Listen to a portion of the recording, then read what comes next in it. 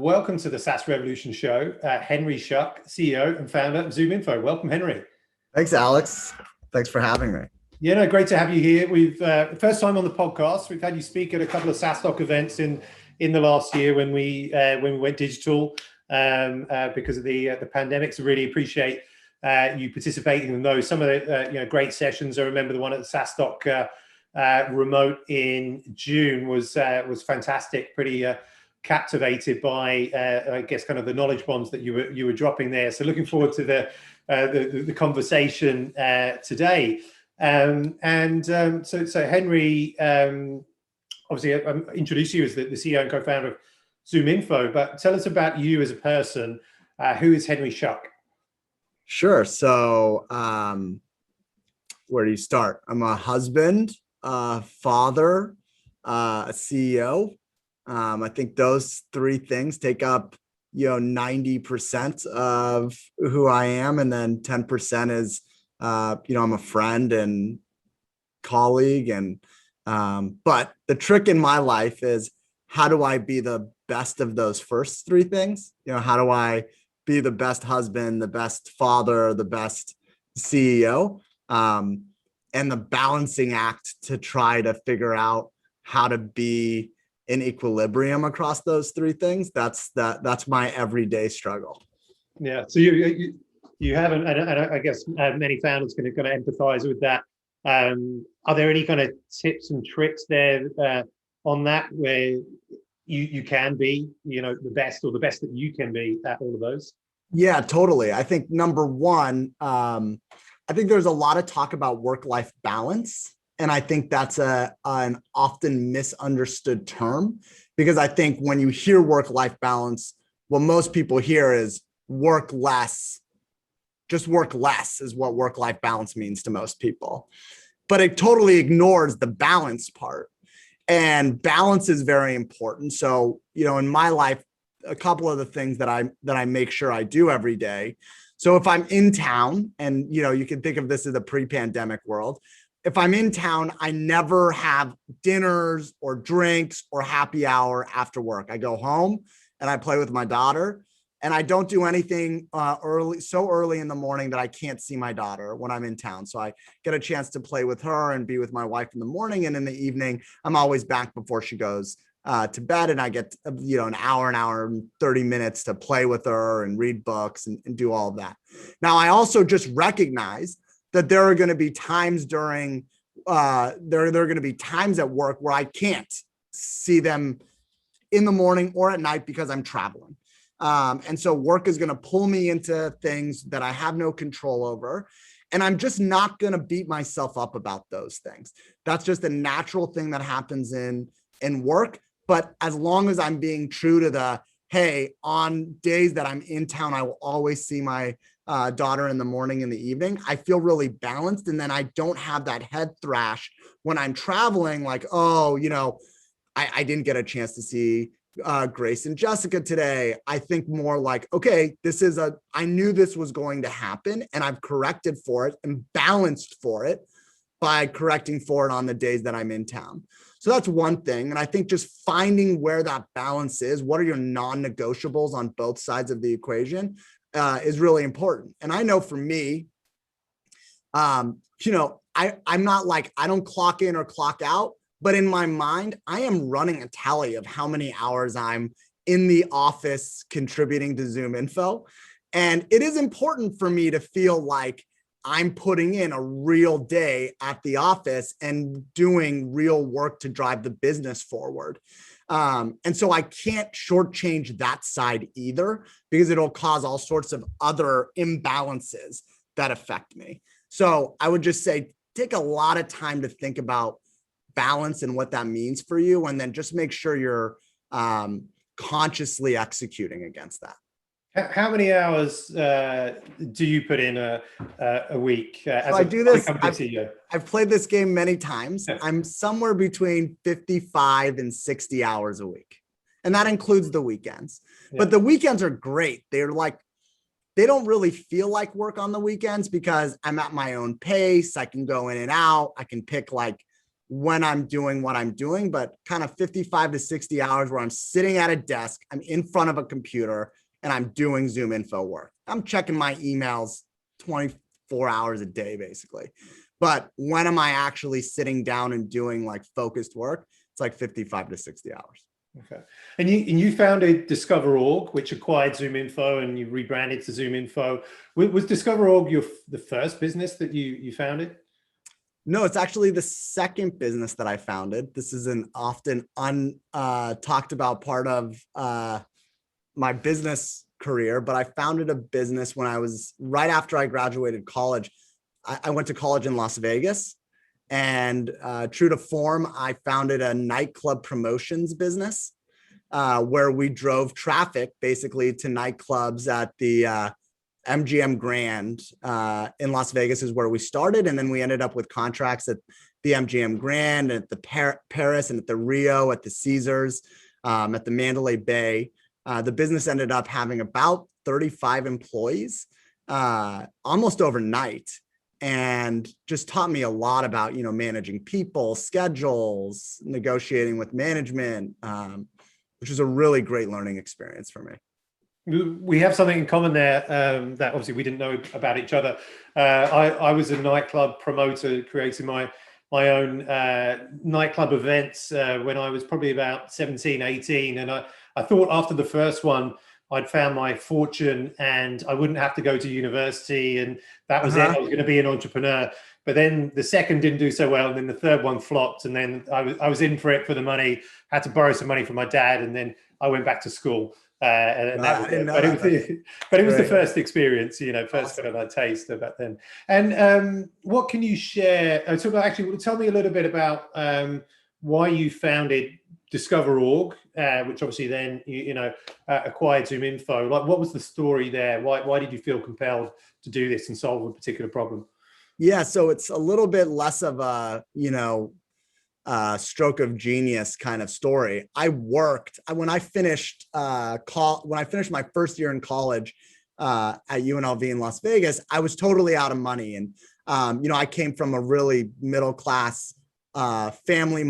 I was raised by my mom, who worked 3 jobs to support us. She's a nurse, and when I went off to college, she gave me $5,000, which was like remnants of a life insurance policy that she had been putting money into probably for 10 years. And I took that $5,000. I went to college. I ran out of it after my first year in college, and I needed to find a job. So I found a job on the UNLV job board at a company called iProfile that said it did sales intelligence. And I didn't know what that was, but it paid $12 an hour, and I needed a job in the summer to pay rent. So I took the job.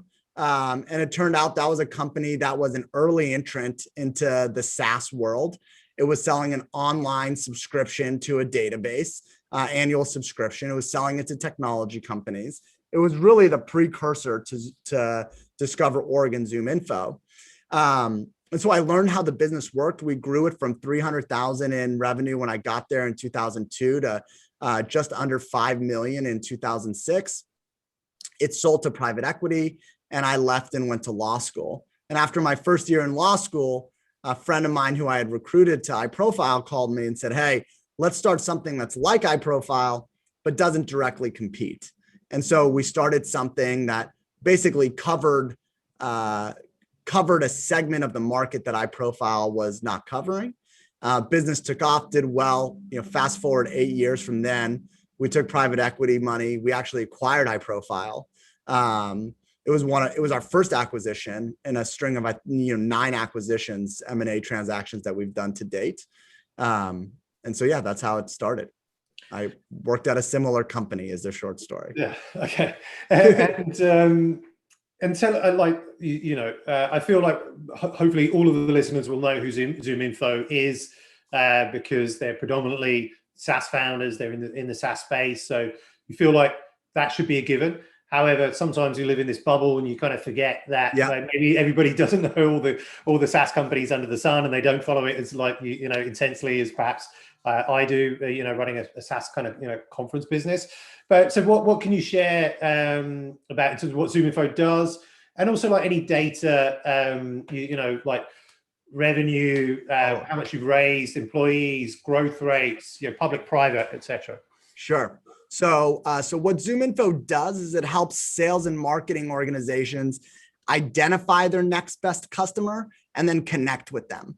And we do that through a series of, or through a set of data and technology and insights that we've built. And so the core data asset at ZoomInfo is 130 million business professionals across about 100 million different companies that we're using to drive insights from those companies. So which companies are growing, which are shrinking, which are getting funding, which are adding or removing technologies or opening new locations or hiring new executives, or which ones are in the midst of a cybersecurity project or a human resources project, and which ones are doing research on certain topics. And then we marry all of that data and insights to technology that allows our customers to activate that data through their sales development channels, their marketing channels, their CRM channel.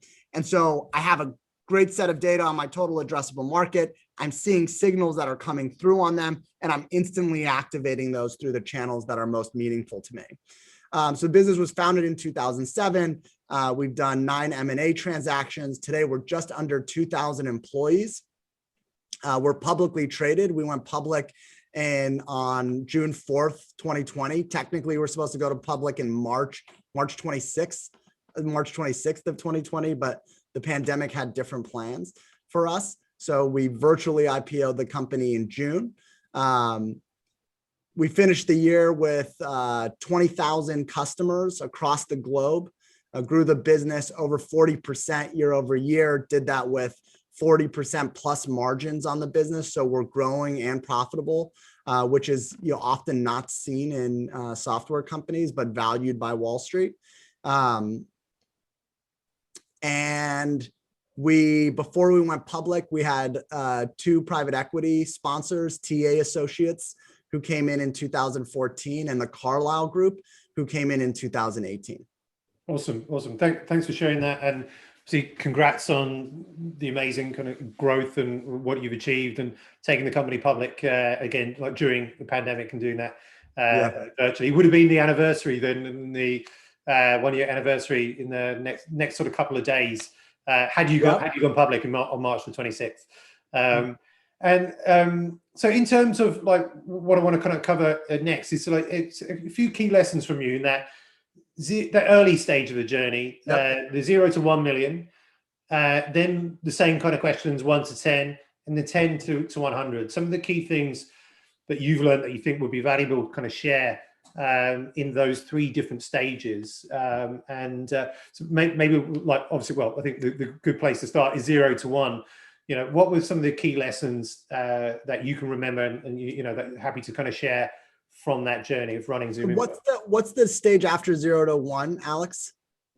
What's the next bucket? Oh, sorry, 1 million to 10 million. Yeah, 1 million to 10 million. Yeah. So let me give one that's 0 to 1, and then I'll give you one that covers both 0 to 10. Okay. So 0 to 1, I would say maybe one of the most important things to nail is division of responsibilities. Who's responsible for what? So it's you and your co-founders, there's 3 of them or whatever it is. You have a couple of employees. What are you responsible for? What is everybody else responsible for? What are the goals across those different sets of responsibilities? That's really important to understand. Otherwise, you're just going to be stepping on each other's toes all the time. And one person is going to think that they could do it better than the other person, and the other person is going to think they can do it better than the other person. So getting division of responsibilities down right up front, I think, is really important. I would also say name a CEO. Somebody's got to be the person who's the CEO of the company. And so make sure you name that person. And then the advice that I have from 0 to probably 15 is if you're a founder of the company, and especially if you're the CEO, you should be in front of customers probably no less than 50% of your day. And so you should be, I was a quota carrying sales rep at Discover.org or for the first, call it six years. I took demos. I was in the regular lead routing. I took the calls from demo to close. And that experience is so valuable, especially today in a company of this size, because I know what our sales reps are going through on calls. I know what the buyers are going to ask. I know what they're going to be interested in. I know what they're not going to be interested in. When we build product, I know what our buyers care about and don't care about, because I've sat on hundreds, thousands of meetings with our customers where I've presented a number of our different solutions and seen their reactions to it. I know how a sales process works. I know how long it takes. I know the different players who come in. It's just, and then I understand product market fit better than anybody else, because I was in that chair talking to those customers. And then I've built upon that experience with conversations with investors and new conversations with bigger customers and understanding the market and the competitive landscape. But the basis of experience being on the front lines that way, you just can't get it in any other way. It doesn't matter how many chorus or gong calls you listen to. It doesn't matter how many pipeline reviews you sit through. The experience of sitting in front of the customer and having them tell you at times that your product is a piece of junk, and at times your product is amazing and completely changing how they go to market. You just can't beat that experience. And so don't shortchange yourself from it. And I talk to founders all the time. I'm not a sales guy. I'm not a market, but I'm a product guy. You just can't be good at anything else if you're a CEO and you're not in front of the customer that often, in my opinion. Yeah, no, it's a great opinion, interesting one. I think we commonly kind of hear that, I guess, whether in SaaS or just being a founder, that the founder, the CEO, should lead sales, maybe up to the first $1 million in revenue, or for the first couple of years. Is what I kind of commonly hear. Probably the first time I've heard on the podcast, up to 50% of your time, up to 15 million in revenue. But obviously, you paid off, extremely well for ZoomInfo. So. Being a subject matter expert in how your company goes to market is invaluable. Yeah, no, definitely. And what about 10 million to 100 million? Obviously things kind of change, but once you're at that 10 million revenue point, you kind of feel, or you shouldn't certainly fail at that point. Maybe a few do, but not many do. So you're on that kind of path. And how do we get to 100 million? How do we do it quickly? What was ZoomInfo's way?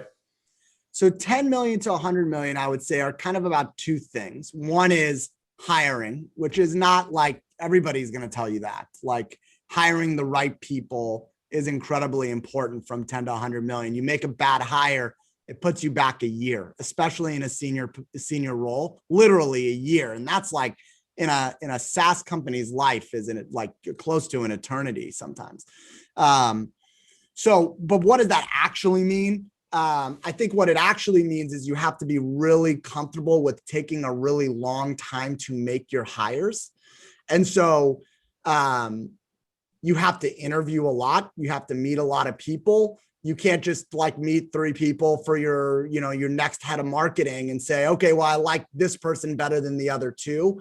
You should be meeting, in my opinion, at least a dozen people. And then you have to be really comfortable with saying, all those 12 people I met, none of them are good enough for this role. And so I'm going to keep on searching and I'm going to keep on searching.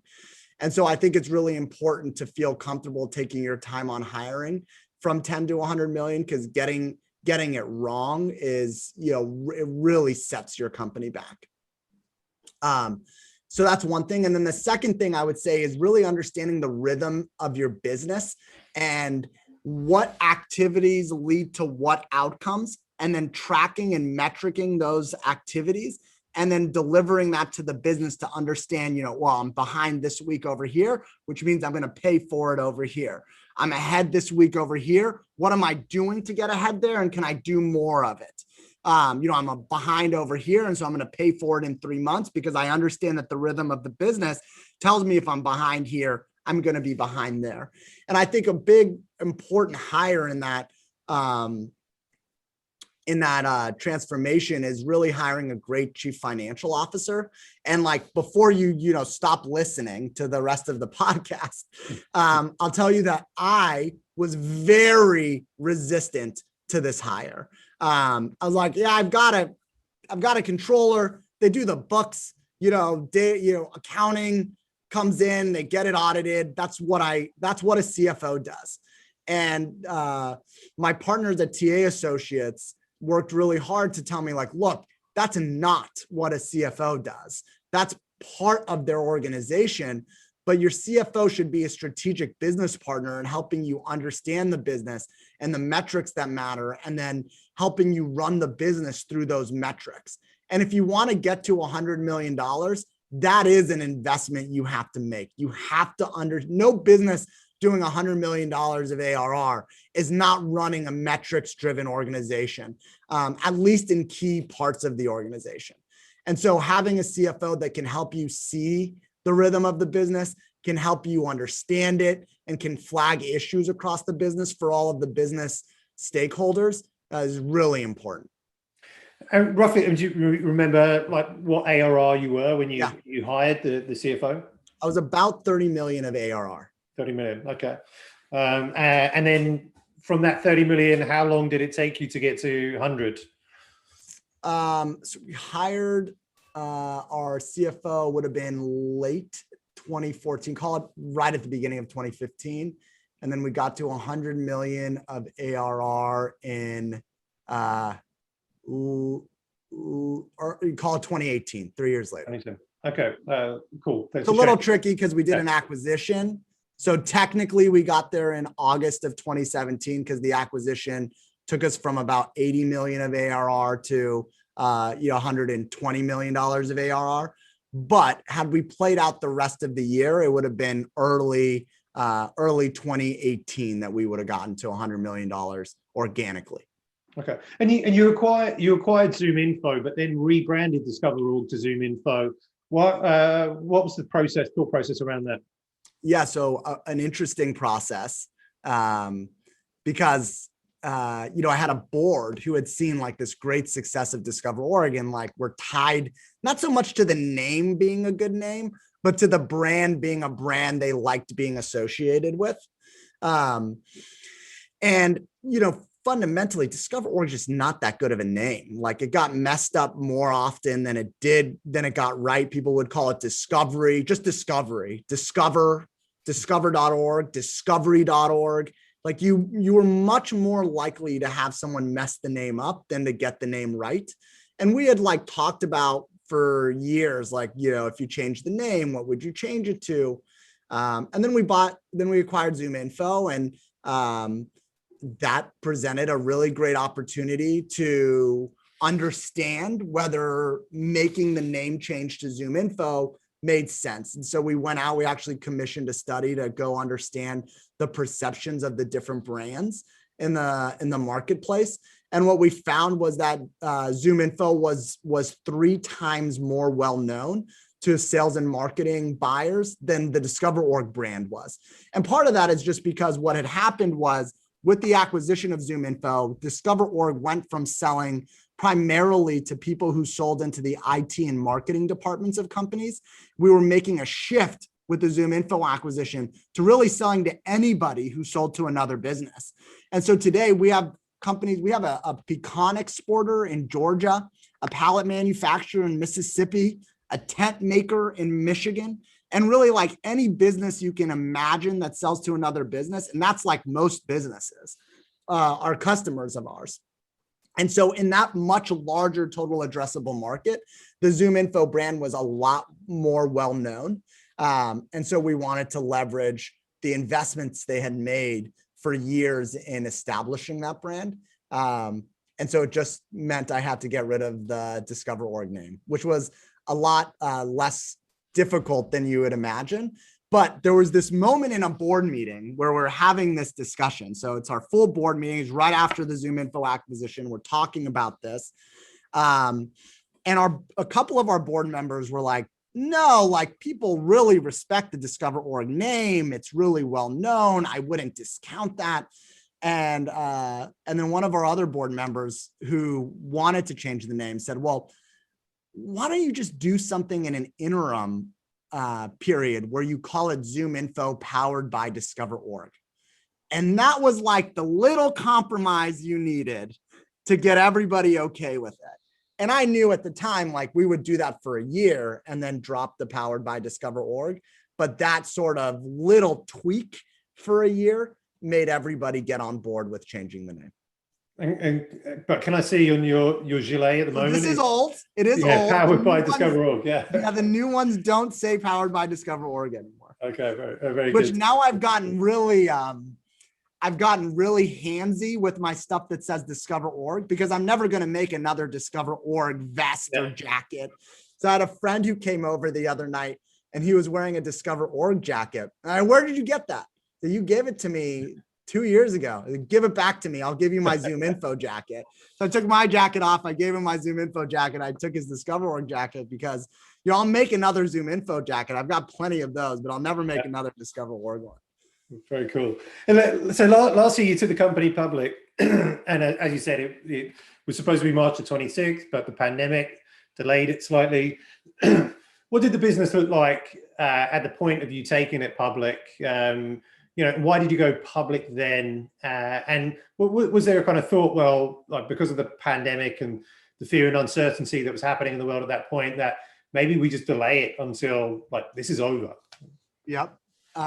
So we had kind of started a process of exploring the idea of going public in kind of June of 2019. So we made the acquisition of ZoomInfo in February, started putting the companies together. And then we said, look, the combined company has all of the attributes to be a really successful publicly traded entity.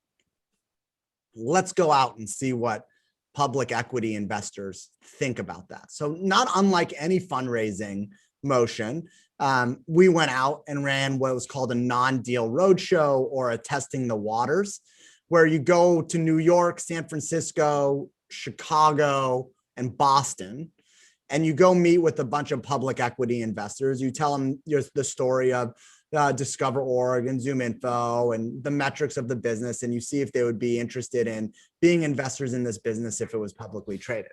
And you go with the different investment banks.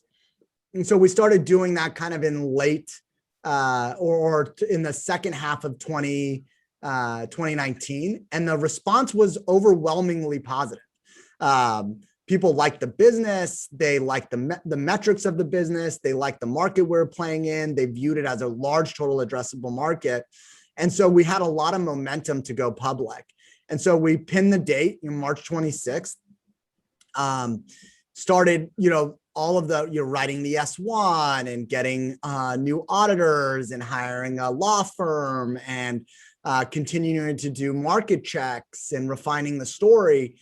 And so when we turned the corner in March, it was clear you couldn't go public in the market. At that point, everybody knew what was happening from a coronavirus perspective. And there's this thing called the VIX, which is called the Volatility Index, that we were following, because if you had a volatility index like kind of less than 25, 30, you could feel comfortable going public. And at this point, it was like in the 70s.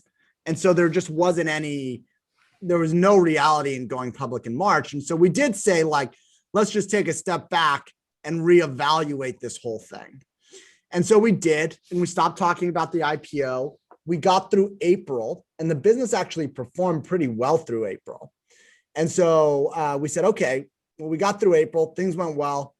Is it possible to IPO in June? And we were the first technology company to go public from when the pandemic hit. There was one, and really the second company to go public, Warner Music, went public the day before we went public. They went public on June 3rd. So because the business performed, we went back out to investors. They felt really good about how the business had performed through April. And what our prospects look like for the rest of the year. We rebuilt our forecast and gave new guidance for the remaining half of the year. And the investors were still excited about us going public. So we launched virtually on June 4th. Launching virtually, obviously, it's a great moment becoming a public company, not that I've ever done it, but was there any kind of I don't know, regret about launching virtually, Totally. not being there? Yeah. I am a human, Alex. Yeah, okay. All right. You build this company and like the Super Bowl moment of your business, of what's in your mind around running a business is like being at the New York Stock Exchange or the NASDAQ and hitting the button, ringing the bell, and being with all of the people who helped you build the company. And we had 60 people we were going to take to New York. We had planned the hotels, the dinner the night before, the dinner the night after. It was going to be this awesome celebratory moment. And you just missed all that. So the truth of the matter is I had no control over it. Right? Like I did hold out as long as I could. And I made the NASDAQ pretty uncomfortable being like, well, could I still come? Are you sure I can't come still to New York? And ultimately it just wasn't safe at the time to make the trip out to New York. It wouldn't feel the same anyways. And so I IPO'd. And so, the rose colored glasses, I IPO'd from my den in my office or from my den at my house in Vancouver, Washington. I did my Kramer interview from my house. And so now that room has a very special feeling to me. It was like, it is basically the room where you press the button. And so, yeah, you do. I did miss that, but I certainly got a very unique story in exchange. Yeah, no, definitely. And congrats again. And, well, going public, being a public CEO, obviously there's some different things and behaviors that perhaps that need to be taken into consideration. But would you say that there are any differences between private company Henry Shuck and public company Henry Shuck? Yeah, like anybody who's running a public company and ran a private company before running a public company will tell you like that when that switch to public, the series of like new pressures and stressors and relationships you have to manage when you go public, it's just a lot more than when you were private.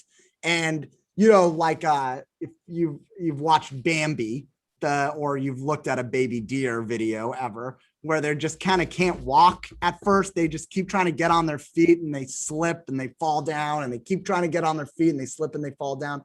I probably felt like that for the first, 3-4 months post going public. And I just kind of kept telling myself like, yeah, it's super uncomfortable right now and really different, but it's going to feel normal soon. You just got to figure out your rhythm. You just don't have it yet, because now I've got this new set of investors. So instead of having 2 investors, technically I have thousands of investors, but I really have like 24 more large institutional public equity investors. We have 16 analysts who cover ZoomInfo. They all have conferences that they want you to go to and talk to their set of investors. So they're just like you have a much bigger constituency to manage than you did in a private company. And in a private company, I know my board. I have Carlisle and TA on it. They know me very well. We have a long operating history together. They know my family. I've gone to their weddings. I've been to their homes. And so you feel like, that you have a strong relationship there. And then all of a sudden you're public, and I've got, these 24 other large institutional holders of ZoomInfo, and I really don't have a relationship with them on day one. I've met with them, a couple times, once in person, then the rest virtually. And so really managing those relationships post IPO is just a bigger, it's a bigger task. And then everything is public. Everything is in the public eye. So, you screw something up when you're private and you go to your board and you tell them like, I thought we turned this around faster, but we didn't. Like that doesn't work when you're a public company. You make commitments and like, you might as well sign those in blood. Like you are obligated to live up to the commitments that you tell the market and the analysts and your investors. And there's very little room for error. So feel really good about your ability to forecast and execute against those forecasts and product forecasts before you go public. Okay, definitely good advice there. Now, conscious of your time, so these next questions are just going to be a bit more rapid fire, Henry. So if you're ready to go, what has helped you be a successful CEO? Unwavering support from my wife. How many, well, we've already covered how many hours you work a week. We said sort of like roughly 60 or so, could be a bit more. How much sleep and exercise do you get each week? I get, I sleep 7 to 8 hours a night and I exercise 6 times a week. Okay, very good. 6 times a week, very good. And by the way, I exercise now for my mind and my, like, the way I feel, and not anymore for the vanity reasons, which I think I exercised for 20 some odd years for. But most recently, I just feel better in my skin after exercising every day. Awesome, awesome. Likewise. So, favorite business book? The Outsiders. Okay, yeah. Best advice you've ever received? Oh, best advice I've ever received. I assume at some point in elementary school, somebody told me I could do anything I wanted to, and I believed it.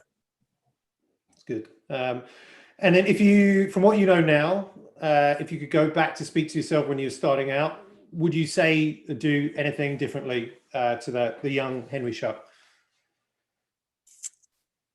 No, it's hard. No. Like, there's pain along the way, right? But it's hard to look back on the success we've had and try to change any of it. It was all good. Good stuff. Where can people find you online, Henry?